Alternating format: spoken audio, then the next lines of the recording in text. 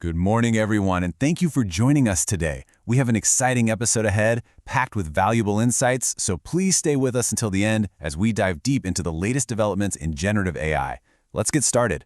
In our last deep dive, we explored the AI Artist Studio, looking at how AI is learning to see. Well, today we're asking a different question. Is it learning to hear? We're about to tune into the incredible world of generative AI music, a space brimming with creative potential, but also hitting some seriously sour notes when it comes to ethics and the law. Let's kick things off with this quote. It seems to perfectly frame the conversation, doesn't it? This idea of a dual nature, AI as both a creative catalyst and a potential threat. What are your initial thoughts on that?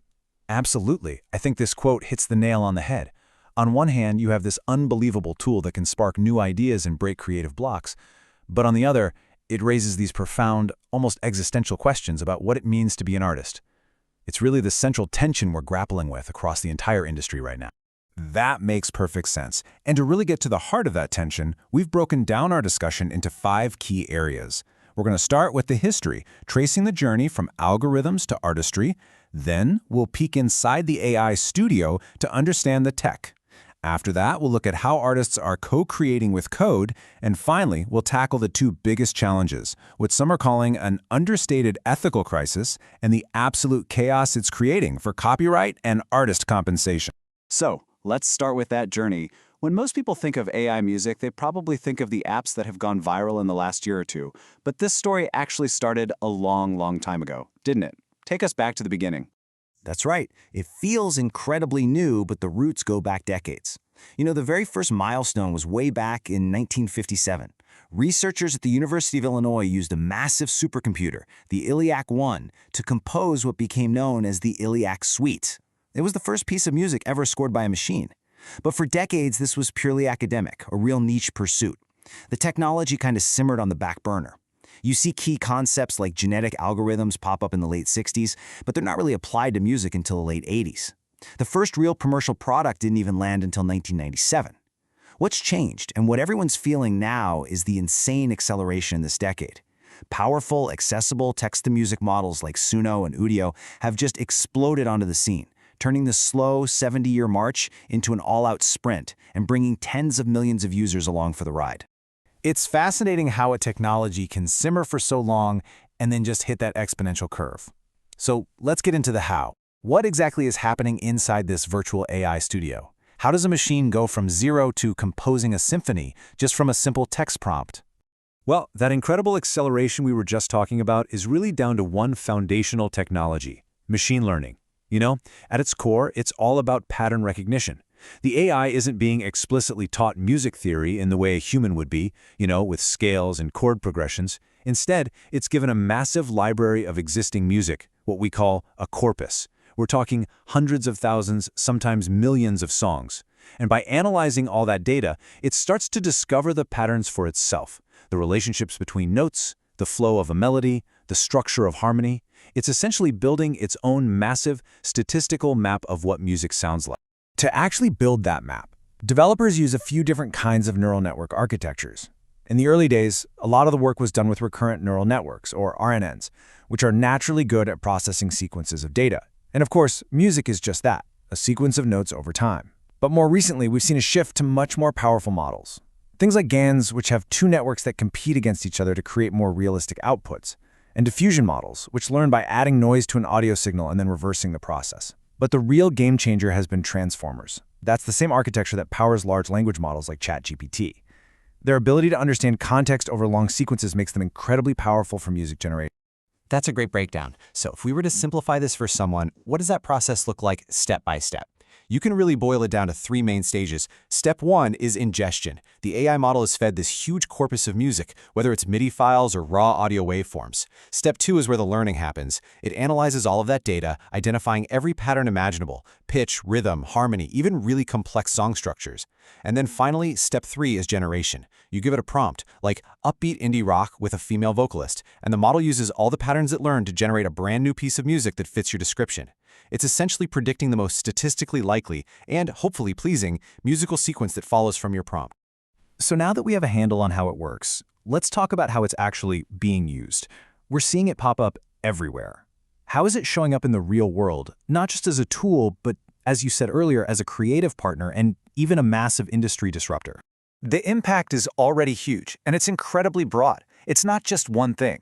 For composers, it can be a compositional aid, a way to generate a dozen melody ideas in a minute to break through writer's block. In the studio, it's automating tedious production tasks like mixing and mastering, which used to take days. For sound designers in film and gaming, it's a way to create totally novel, otherworldly sounds that would be impossible to record in real life. And its influence goes way beyond just creating music. You have the whole, very controversial field of voice cloning. And then there's the stuff that's already part of our daily lives, like the AI algorithms on Spotify and Apple Music that curate playlists and decide which new artists you're going to hear.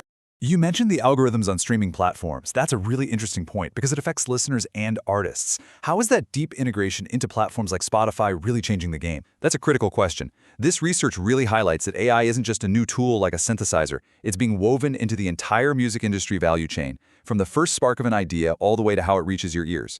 On the plus side, for listeners, these recommendation algorithms are amazing for music discovery. They can introduce you to artists you might never have found otherwise. But there's a flip side. For artists, it can create what some call a superstar economy, where the algorithm tends to favor what's already popular, making it harder for new, experimental artists to break through. And it raises serious questions about corporate influence. When a handful of companies control the algorithms that shape global music taste, are they optimizing for artistic diversity, or are they optimizing for engagement and profit? It's a real concern that they could be standardizing what music sounds like to maximize their returns. That idea of corporate interest really brings us to the next and perhaps most critical part of our conversation. This deep integration seems to have created a massive ethical blind spot, starting right back in the academic labs where these tools are being developed. You've described it as an understated ethical crisis. What's going on? It is deeply concerning. Take a look at this number, 22%. At the 2024 Eisner Conference, which is one of the premier academic gatherings for AI music research, they gave researchers an optional extra page in their papers specifically to discuss the ethical implications of their work, and only 22% of them used it to have a meaningful discussion. The vast majority of the people building these incredibly powerful, world-changing tools just stayed silent on the ethics. That's a huge problem. Wow, that silence is pretty deafening. So for the few researchers who did engage, what were they talking about? What harms are on their radar? Well, as you can see from the breakdown, copyright infringement was the #1 concern by a pretty wide margin. That's followed by fears of labor displacement, musicians losing their jobs, and then issues of general bias and cultural appropriation. But what's really telling is what's not being discussed in a major way. There's very little talk about the huge environmental impact of training these massive models, or the fundamental ethics of scraping the internet for training data without consent. It's a very narrow view of a problem with incredibly broad consequences. So, if the academic community is this quiet, I have to ask, is the corporate world, the industry that's actually deploying these models, doing any better? Unfortunately, no. They're doing worse. This chart is pretty stark. While 45% of the academic papers we looked at mentioned copyright risk, that number just plummets to 15% in prominent industry-led research. Researchers who analyzed this trend have pointed out what they call a clear industry wariness. It suggests a deliberate strategy to avoid even acknowledging the potential legal risks of training their models on copyrighted music. They'd rather not talk about it at all. So this systemic failure to engage with the ethics is now spilling out of the lab and into the real world, creating what you've called legal chaos. And it seems to boil down to one fundamental question our laws were never, ever designed to answer. Exactly. This one question, who owns a song written by an algorithm, is shaking the absolute foundations of copyright law. Think about it. Our entire legal framework for creative works was built over centuries, with the unshakable assumption of a human creator at its center. It was a system designed for quills and parchment, then adapted for printing presses and vinyl records. Now it's being confronted with a symphony composed by silicon, and it just doesn't know what to do. Can you break that down for us? How does traditional copyright compare to the situation with AI-generated music? Sure. Traditional copyright law is built on a cornerstone concept. A work must be a personal, intellectual creation by a human author. If that condition is met, the author gets a whole bundle of exclusive rights, the right to reproduce the work, distribute it, and so on. But AI-generated music completely shatters that model. There's no human author in the traditional sense. So the work falls into this legal gray area, what experts are calling a protection gap. It's not clear if it can be owned at all, and that uncertainty can be massively exploited.